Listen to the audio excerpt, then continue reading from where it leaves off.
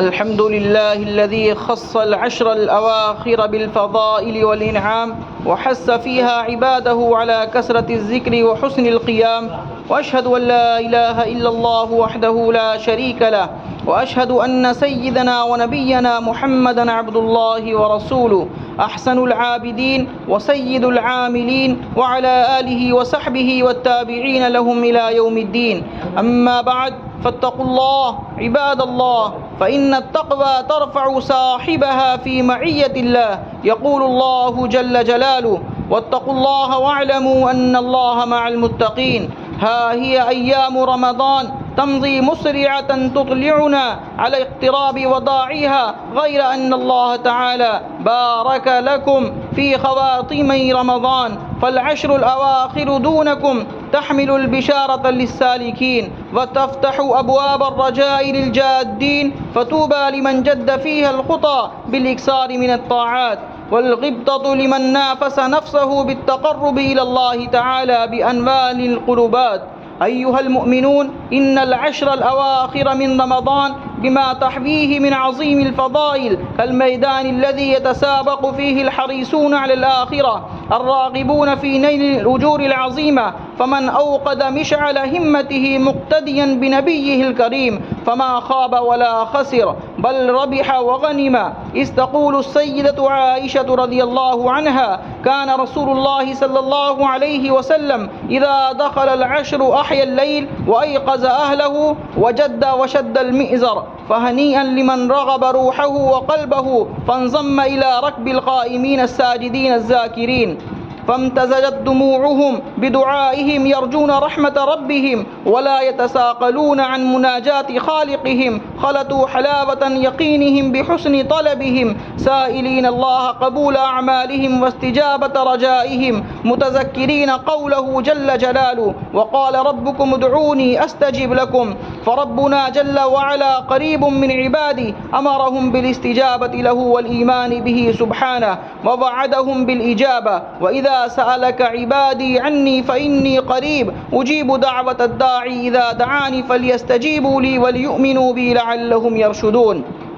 أيها المسلمون، إنما تبقى من رمضان هو أعظم ما فيه، إنها العشر الأواخر التي زينها رب العزة بخير الليالي وأحسنها، إنها ليلة القدر. يقول الله تعالى: ليلة القدر خير من 1000 شهر، وقد وصفها الله تعالى بالبركة فقال عظم شأنه: إنا أنزلناه في ليلة مباركة إنا كنا منذرين فيها يفرق كل أمر حكيم. وما فتي المصطفى يحض أصحابه على نيلها واغتنام خيرها. يقول رسول الله صلى الله عليه وسلم: فالتمسوها في العشر الأواخر والتمسوها في كل وتر. وقد كان الصحابة رضوان الله عليهم يقتدون بنبيهم الكريم في الاجتهاد فيها، فهذا عمر بن الخطاب رضي الله عنه يصلي ما شاء الله أن يصلي من الليل، ثم يوفظ أهله قائلا: الصلاة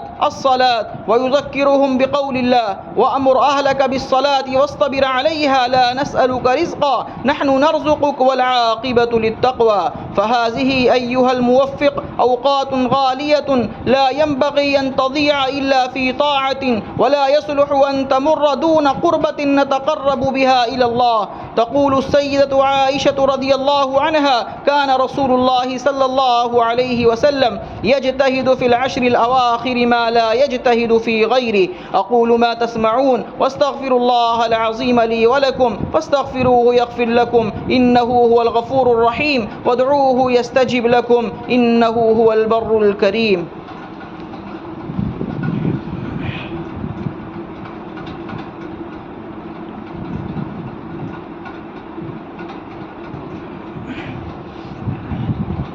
الحمد لله الذي حبب إلى عباده الطاعات ورغبهم في استمرار الأوقات، وأشهد أن لا إله إلا الله وحده لا شريك له، وأشهد أن سيدنا ونبينا محمدا عبد الله ورسوله وعلى آله وصحبه أجمعين. أما بعد، فيا عباد الله اعلموا أن هذه الأيام التي تعيشونها تصفو فيها القلوب بلذيذ القرب من الله، وتعلو فيها دعوات النفس إلى التوبة والإنابة مستجيبة لنداء ربها. قل يا عبادي الذين أسرفوا على أنفسهم لا تقنطوا من رحمة الله إن الله يغفر الذنوب جميعا إنه هو الغفور الرحيم. عندها تغمر تلك الروح المستجيبة لله بالرحمات وتحف لحظاتها بالبركات. وما أجمل أن يشجع العبد الصالح نفسه وأحباؤه على الاعتكاف في هذه العشر المباركة، فهي سنة حافظ عليها النبي صلى الله عليه وسلم حتى مماته.